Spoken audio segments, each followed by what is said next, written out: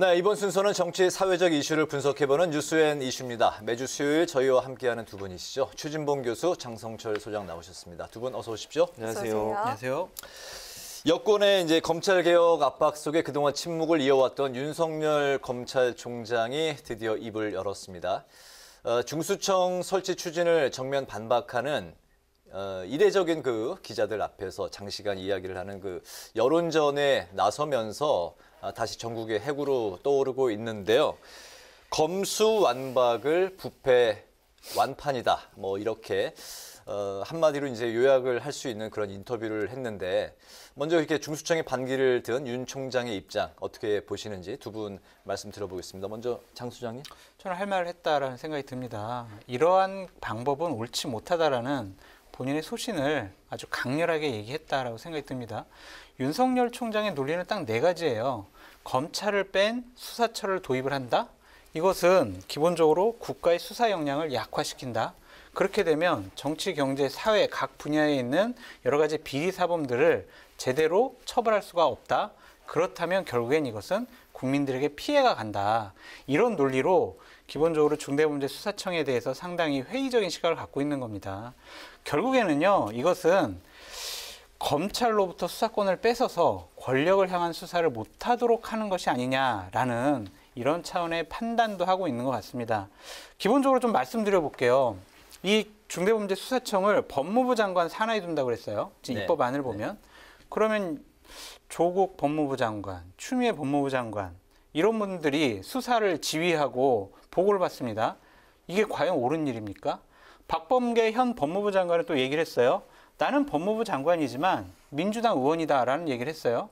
민주당 의원이 국가의 중요한 수사를 관할하고 보고받고 지휘하고 맞지 않잖아요. 이런 맞지 않는 상식적이지 않은 일이 벌어지는 것에 대한 항변이다라고 말씀드립니다. 네. 저는 일단 장 수장님 오늘 말씀하신 부분에서 일정 부분 동의하는 부분이 있습니다. 오늘 또 생일이신데 생일도 축하드리고요.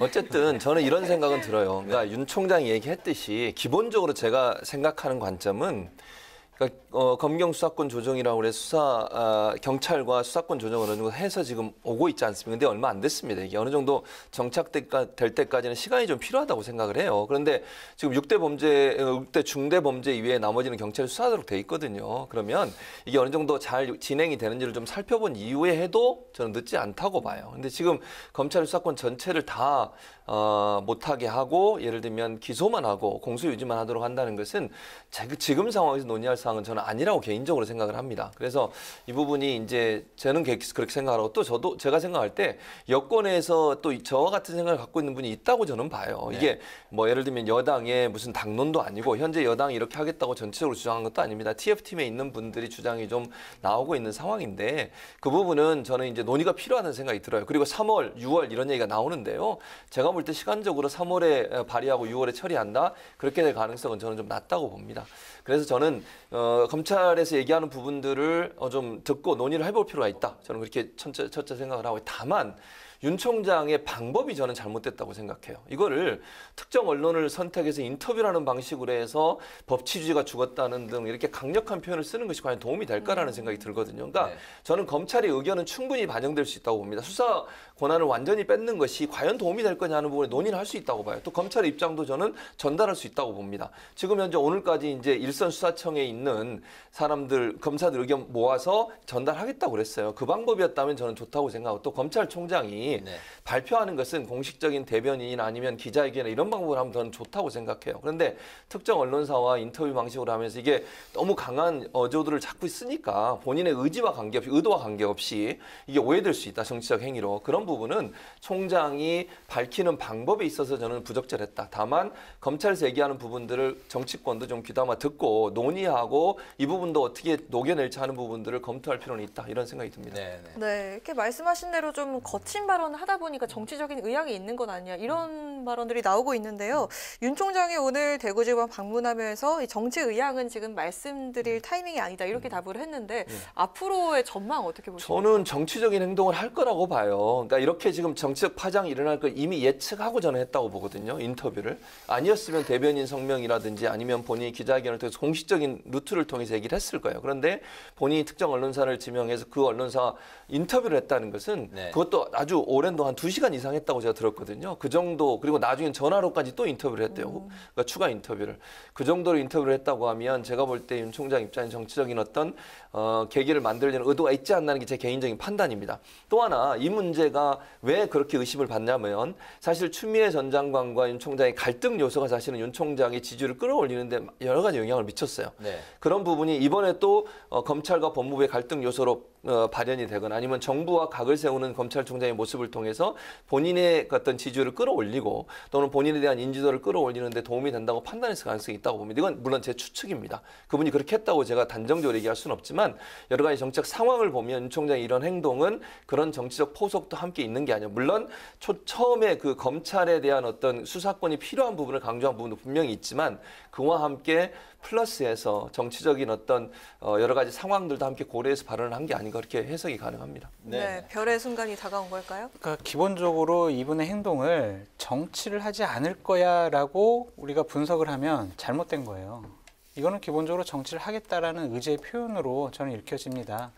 임명직 공직자가요, 헌법과 국민이라는 단어를 입에 올리는 순간 그분은 임명직을 넘어선 어떤 다른 꿈을 꾸고 있다라고 판단을 해도 될 것 같습니다. 이분께서 얘기를 하셨죠. 국민들께서 알으셔야 된다라고 얘기를 했어요. 국민에게 직접 호소하는 방법을 택한 겁니다. 그렇다면 이것은 정치를 하겠다라는 쪽으로 무게추가 기울었다라고 분석해 볼 수밖에 없습니다. 네, 오늘 뭐 기자가 이제 대구 그 고금 앞에서 정치할 생각 있냐고 이제 질문을 했을 때 뭐 현장에서 지금 상황에서는 뭐 이야기할 뭐 차원이 아니다라고 한 뭐 여지를 남겨 뭐 둔 것만도 그렇게 해석을 할 여지가 이제 충분히 있는 것 같은데요. 그 윤 총장의 이런 그 강경 모드에 청와대가 즉각적으로 입을 열었습니다. 검찰은 국회를 존중해서 정해진 절차에 따라 차분히 의견을 개진해야 한다. 이렇게 청와대가 반응을 보였는데 이 반응에 대해서는 어떻게 저는 이렇게 생각해요. 이게 갈등 요소로 비춰지는 게 청와대는 상당히 부담스럽습니다. 마치 뭐 청와대와 윤 총장 또는 정부와 윤 총장, 법무부와 윤 총장이 갈등 요소로 비춰지면요. 이게 사실은 정부에게 상당히 부담이 돼요. 정부가 원하든 원치 않든. 뭐 이건 윤 총장 발로 나온 거 아니겠어요? 그리고 일부 의원들이 그런 이제 법을 만들려고 발의도 하고 그런 움직임이 있긴 하지만 그게 정부의 아까도 말씀드린 정부의 공식 입장도 아니고 여권의 공식 당론도 아니에요. 지금은. 저는 제가 아까도 말씀드렸어요. 이게 시간이 좀 필요하고요. 이게 단시간 안에 이루어질 수 있는 문제가 아니라고 저는 생각해요. 그리고 여당 내에서도 반발이 있기 때문에. 그런 차원에서 윤 총장이 이런 인터뷰를 통해서 뭔가 파장을 불러일으키는 것 자체가 정권에 상당히 부담이 될 수 있다는 점, 이런 점에 대한 저는 경고라고 생각을 합니다. 그러니까 의견 개진을 할 수 있다. 검찰이 의견 개진을 할 수 있죠. 법무부 장관도 어제 그런 얘기를 했고요. 충분히 의견 들을 거고 또 대화할 생각이 언제든지 있다고 얘기를 했으니까 검찰도 수사권을 완전히 가져가는 것에 대해서 반대할 수 있는 거 아니겠습니까? 또 그 논리와 이유를 얘기할 수도 있다고 저는 봐요. 네. 근데 그 방법에 있어서 총장이 직접 나서서 모인 언론과 인터뷰하는 방식, 거기에 법치, 국민 이런 얘기들을 계속 얘기하면서 헌법 정신을 얘기하는 것은 정치적 의도를 갖고 했다고밖에 볼 수 없기 때문에 이제 정부 입장에서는 그게 정부에게 부담을 주는 거다. 그래서 임명직 공무원이 그런 행동을 하는 것에 대해서 어쨌든 임명을 한 당사자인 대통령이나 청와대 입장에서는 경고를 할 필요가 있죠. 네. 의견은 개진하되 이런 어떤 정치적 파장을 불러오고 정부에 부담을 줄 수 있는 이런 형태가 아닌 다른 방식으로 의견을 개진하라. 이런 경고의 말이라고 생각을 합니다. 윤 총장은 정부에 부담을 주고 하는 거에 대해서는 별로 이렇게 뭐 크게 개의치 않아 하는 것 같습니다. 그러니까 여태까지 뭐 전임 법무부 장관이라든지 현재 박범계 법무부 장관이라든지 여러 가지 의견을 물어왔을 때 내부적으로 뭐 보고를 하고 얘기를 하고 의견 개진을 한 것들이 다 무시당했잖아요. 작년 내내 그러지 않았습니까? 그러니까 아니 우리가 의견을 제출해도 도움이 안 되는구나, 반영이 안 되는구나. 그러니까 공개적으로 아까 처음 말씀드렸듯이 이러한 일이 벌어지면 국민들께 피해가 가니 직접 국민들께 말씀드려야 되겠다라고 생각을 한 것 같습니다. 청와대는요, 지금 상당히 불쾌감을 표현한 거예요. 이 상황은. 근데 애써 거리두기 하는 거라고 저는 생각이 듭니다. 차분하게 대응하는 모습을 지금 취하는 건데 결국에는요, 선거 때문에 그래요. 4월 7일 보궐선거에 만약 그전에 윤석열 총장과 청와대나 민주당과 계속 다툼과 갈등으로 이러한 일들이 계속 진행이 되면 선거에 유리하지 않다라고 생각을 해서 네. 애써 무시하는 거라고 저는 보여집니다. 그것은 선거 때까지 계속 될 것 같고 기본적으로 아까 뭐 교수님께서는 다른 말씀하셨지만 여당의 이낙연 원내대표나 여당 이낙연 당대표나 김태년 원내대표는요. 자, 이 법안 3월 달에 입법을 하고 6월 달에 처리하겠습니다. 라고 공개적으로 얘기를 했어요. 그런 일들이 진행이 되면은 윤석열 총장의 반발은 더 강해질 겁니다. 그러면은 7월 24일로 돼 있는 임기를 채우지 않고 중간에 사퇴할 수 있다고 저는 생각이 들어요. 그렇기 때문에 이러한 부분 같은 경우에는 지속적으로 여권은 이중 플레이 할 거다. 당에 공식적으로 윤석열 총장 나빠. 이거 뭔 소리야? 라면서 당대표나 원내대표는 이런 얘기를 안 할 거예요. 근데 개별적인 의원들이 계속 윤석열 총장의 행태에 대해서 공격을 할 거다. 그래서 투트랙으로 윤석열 총장을 고립시키기 위한 노력을 할 거다라고 말씀드립니다. 알겠습니다. 네, 그런데 윤 총장이요. 중수청 관련 여론전에 뛰어들기 직전에 먼저 여론전에 나선 인물이 있는데요. 바로 조국 전 법무부 장관입니다. 조국 전 장관이 윤 총장의 인사청문회 당시에 중수청 설립에 찬성을 했다고 주장을 한 건데요. 이게 과연 사실일지 과거 윤 총장의 발언 한번 확인해 보시죠. 적법 절차를 지키도록 통제하는 기능을 유지한 채 직접 수사 기능은 사실 내려놓을 수도 있다는 취지십니까? 그렇습니다. 장기적으로는 그렇게 할 수 있다고 봅니다. 검찰의 직접 수사 기능을 점차적으로 떼어내서 분야별로 하나씩 떼어내서 수사청을 만들어서 수사권과 기소권을 분리시키는 방안에 대해서 어떻게 생각하십니까? 저는 아주 매우 바람직한 방향이라고 생각하고 있습니다. 네, 당시에 윤 총장 발언과 지금의 입장 한번 비교를 해보자면요. 근데 일맥상통해요. 근데 저번에 얘기하셨을 때는 전제 조건들이 있어요. 두 가지예요. 장기적인 관점에서 검토해보자라는 것과 정부의 반부패 수사 역량이 강화된다면 이라는 두 가지 조건을 달았어요. 근데 지금 아니 당신은 지난번에 뭐 국정감사나 인사청문회 때는 찬성을 해놓고 지금 와서는 왜 반대하는 모습을 취해? 라고 공격하는 것은 공격을 위한 공격이라는 생각이 듭니다. 지금 중대범죄수사청을 왜 여권이 갑자기 밀어붙입니까? 검경 수사권 조정을 통해서 검찰개혁이 진행되고 있는데 기본적으로 이상하다. 윤석열 총장이 월성 1호기 청와대 관련된 사건 계속 기소하고 수사하고 이런 의지를 강하게 표현을 하고 있다. 청와대 울산시장 선거 개입 사건과 관련해서도 계속 조사하려고 그러네. 그러면 이건 정권에 부담이 된다. 이걸 막아야 되겠다. 그럼 결론적으로 검찰의 수사권을 모두 다 없애야 되겠다. 이런 식의 논리가 진행되는 거거든요. 그렇다면 이거는 개혁이 아니라 장악이라고 보여집니다. 이런 것을 바꾸겠다라는 순수하지 않은 그런 의도가 숨어 있어요. 검찰은요, 수사를 통해서 기소를 통해서 본인들의 능력을 입증하는 겁니다. 노무현 대통령 측근, 형 잘못했으면 조사하고 기소하는 거죠. 김대중 대통령 아들들 잘못했으면 다 잡아넣잖아요. 박근혜 대통령 측근 다 잡아넣고 이상득 대통령 친형 다 잡아넣습니다. 그게 검찰의 역할이지. 이렇게 수사를 하니까 수사권 뺏고 이런 식의 접근 방법은요. 검찰 개혁이 아니라 장악이고 검찰을 무력화시키는 참 나쁜 행동이다라고 말씀드려요. 네. 네, 지금 저는 그러니까 장 소장 말씀에 이상득 대통령, 이명박 대통령 형을 말씀하신 거죠. 어쨌든 그 검찰의 그러니까 제가 볼 땐 검찰총장도 기소권과 수사권 분리에는 어느 정도 동의한다고 생각을 해요. 물론 그 방법에 있어서 예를 들면 수사권과 기소권을 분리하면서 수사청을 만드는 부분에 동의를 한다. 그러면서 인터뷰한 내용 중에 이런 내용이 있습니다. 저는 그 부분도 우리가 한번 고민해 볼 필요가 있다는 생각이 들어요. 윤 총장이 뭐라고 그랬냐면 수사청을 만들 때 그 수사청의 검사들과 경찰들, 사법행정경찰들도 함께 들어오는 수사청을 만들자. 저는 그건 아주 제 개인적인 생각입니다. 이거는 한번 논의해 볼 수 있는 충분한 가치가 있다고 생각이 들거든요. 그러니까 이게 지금 현재 검찰에서 갖고 있는 이제 수사권 자체를 수사청이라는 걸 만들 때 여기에 검찰도 들어오고 경찰도 들어와라. 그분들이 함께 모여서 수사할 수 있는 기능을 하도록 만들어주고 검찰은 그야말로 기소만 하고 공소유지만 하도록 만들어준다면 저는 그것도 바람직한 방법 중에 하나라는 생각이 들어요. 그러니까 지금 현재 수사청을 만들면 검찰이 완전히 수사청에서 배제된다고 하는 것에 대해 대해서는 반발이 있을 거라고 저는 보거든요. 네. 다만 중대범죄수사청을 만들고 거기에 경찰도 있고 검찰도 있다고 하면 함께 수사해서 수사를 할 수 있도록 한다고 하면 검찰의 반발도 저는 어느 정도 줄어들 거라고 생각해요. 또 윤 총장이 그런 방식으로 얘기를 했고요. 그래서 이 부분도 중대범죄수사청을 만든다고 하면 논의를 할 필요가 있다. 또 여당의 의원들 중에 이런 주장을 하시는 분들이 이 부분도 한번 검토한다고 하면 제가 볼 때는 검찰의 반발을 어느 정도 좀 무마시키면서 중대범죄수사청을 만들 수 있는 기틀도 마련된다고 저는 보거든요. 네. 그러니까 중요한 건 지금 현재 검사들이 하고 있는 수사를 완전히 배제시키는 부분 때문에 검사들이 반발을 하잖아요. 저는 거기에는 개인적으로 반대라고 말씀을 드렸고 이미. 네. 그러면 검사들이 수사를 하게 하되 지금의 검찰 조직이 아닌 새로운 수사청을 만들어서 거기서 수사할 수 있도록 만들어주는 것도 검토 가능하다. 이건 윤 총장도 인터뷰하면서 얘기했던 내용이에요. 네. 그래서 그런 부분들에 대한 아이디어들을 자꾸 만들어가면서 그럼 만약 수사청을 만든다면 어떤 방식으로 운영할지 하는 부분에 대한 논의가 국회에서 좀 본격적으로 이루어졌으면 좋겠다는 생각이 듭니다. 네, 수사청을 새롭게 이제 좀 만들어 보자는 윤 총장의 아이디어는 충분히 논의의 여지가 있지만 지금 이야기하고 있는 이런 뭐 여론몰이하고 있는 이런 방식은 분명히 문제가 그렇죠. 있다. 윤 총장의 네. 지금의 방식은 저는 동의하지 않아요. 이게 왜냐하면 너무 정치적으로 해석될 수 있는 여지가 너무너무 많아요. 본인은 뭐 그렇게 아직까지 정치적 얘기를 하지 않는다고 하지만 이런 네. 행동 자체가 정치적으로 해석될 수 있고 또 괜히 이게 갈등으로 비춰지잖아요. 근데 의견은 다를 수 있다고 저는 보거든요. 검찰과 법무부와 정부가 의견 다를 수 있죠. 근데 그걸 조율해 가는 것이 정부 기관이 해야 될 일인데 이런 부분들이 너무 본인이 외부에 노출을 하면서 본인의 의사를 밝히는 방식이 너무 이렇게 좀 과격한 제 표현입니다만 이런 표현이 되다 보면 네. 그게 이제 상당히 정부의 부담이 될 수 있으니까 그런 부분에 대한 방식을 좀 바꿨으면 좋겠다는 생각이 제가 들어요. 이제 최 교수님께 말씀드리고 싶은 거는요.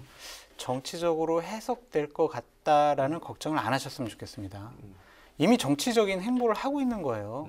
본인은 정치를 하겠다라고 결심한 것으로 보여집니다. 그렇기 때문에 자꾸 당신 검찰총장인데 왜 자꾸 정치적인 해석을 할 그런 행보를 해? 라고 걱정하실 필요도 없을 것 같아요. 왜냐하면 여론조사상 현실적으로 거의 15% 내외의 국민적인 지지를 받고 있잖아요.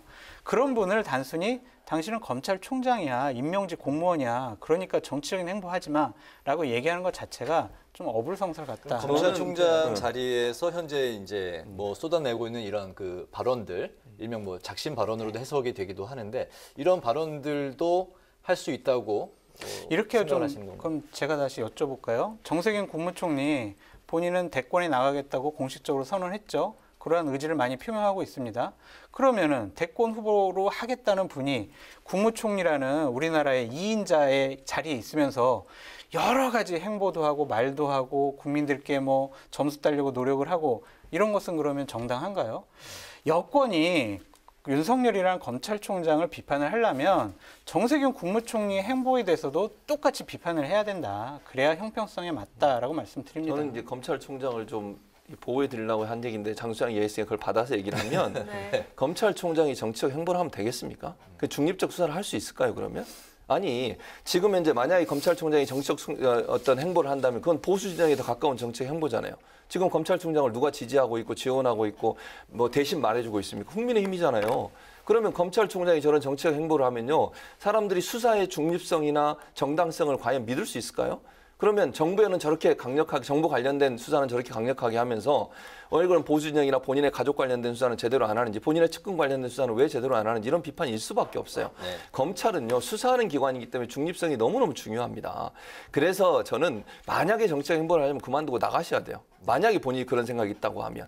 근데 정치적 행보를 계속하면서 본인은 계속 검찰총장에 앉아 있겠다?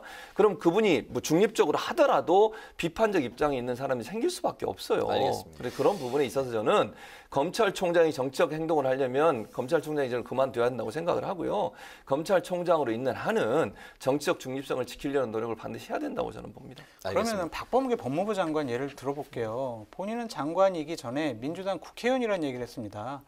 역대 이런 공직자가 없어요. 법무부 장관은 여야, 진영 가릴 거 없이 올바른 법치를 우리나라에 제도화시켜야 되는 부분입니다.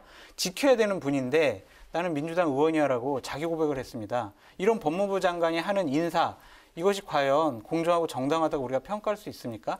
같은 선상에서 우리는 비판을 하고 평가를 해야 된다는 생각이 들어요. 그렇기 때문에 윤석열 총장만 너무 뭐라 하는 것은 알겠습니다. 좀 옳지 못하다. 아니 제가 아까도 시간이 없죠. 제가 아까도 말씀드렸잖아요. 저는 윤석열 총장을 보호하려고 그런 얘기를 한 거예요. 그리고 네. 법무부 장관은 정치인들이 해왔잖아요. 지금까지 보수 정권에도 정치인들이 했었어요. 국회의원 출신들이. 그러니까 법무부 장관은 수사를 하는 주체는 아니고요. 수사에 개입할 수도 없습니다. 뭐 했잖아요. 인사는 할 수 있죠. 네. 그건 증거가 없는 거예요. 그러니까 그 장수영 주장이시니까. 그런데 어쨌든 검찰총장은 지금까지 정치인이 한 적이 없었어요. 네네. 그러니까 검찰총장은 수사를 하고 직접적으로 수사를 하는 사람이라고 하면 중립성이 너무너무 중요해요. 반대로 얘기해서 만약에 검찰이 중립성이 없다고 하면 늘 주장하는 게 양쪽 정치인들은 비판할 수밖에 없잖아요. 국민의힘 입장에서 만약에 검찰이 정말 지금은 보수적 성향의 모습을 보이니까 칭찬해 주지만요. 반대 입장은 엄청나게 공격을 할 거예요. 알겠습니다. 그래서 저는 검찰은 어떤 상황에서 정치적 중립성을 지켜야 된다. 그렇게 생각을 합니다. 네네. 우리 최 교수님의 발화 속도가 점점 이제 시간이 빨라지는 게 없어가지고. 이 토론이 뜨거워진 걸 대변을 하는 것 같는데요. 그 일명 그 여권에서는 윤석열 때리면 때릴수록 이제 뭐 그 더 그 윤석열 총장의 지지도가 이제 상승하는 네. 그런 효과를 이제 경계하는 것 같습니다. 네. 대응을 이제 자제하는 모습인 것 같은데요. 최근에 이런 그 윤석열 총장의 행보 또 이 발언들이 이번 그 4월 재보궐선거에 영향을 미칠까요? 저는 제한적이라고 생각을 해요. 왜냐하면 민주당이나 청와대가 대응을 잘 안 하고 있어요. 일부러 저는 안 한다고 봐요. 이게 대응하면 할수록 누구한테 오냐면 검찰총장이 지지도만 올려주는 거예요. 예전에 얘기했던 것처럼 이게 결국은 이제 법무부 장관과의 갈등 문제가 너무 촉발되면 네. 지지율이 올라가요. 그게 이제 선거에 별로 도움이 안 된다는 판단을 하기 때문에 제가 볼 때는 민주당이든 청와대든 최대한 반응을 안 할 겁니다. 그러면서 갈 가능성이 있다는 생각이 들어서 아마 선거에 미칠 영향은 제한적이지 않을까 이런 생각이 듭니다. 네네. 교수님 말씀에 전적으로 동의를 하는데 한 가지 다른 거는 민주당의 재기발랄한 몇몇 의원들은 못 참을 거예요. 상당히 공격적으로 윤석열 총장을 공격할 것이고 그것은 또 하나의 갈등으로 비화돼서 재보궐선거에 영향을 끼칠 수도 있다라고 말씀드립니다. 네, 오늘 토론이 아주 뜨거웠습니다. 최근 그 중수청 비판 발언으로 여론전에 뛰어든 윤석열 검찰총장 행보와 관련해서 지금까지 최진봉 성공회대 교수, 장성철 공감과 논쟁 정책센터 소장과 함께했습니다. 오늘 말씀 감사합니다. 고맙습니다.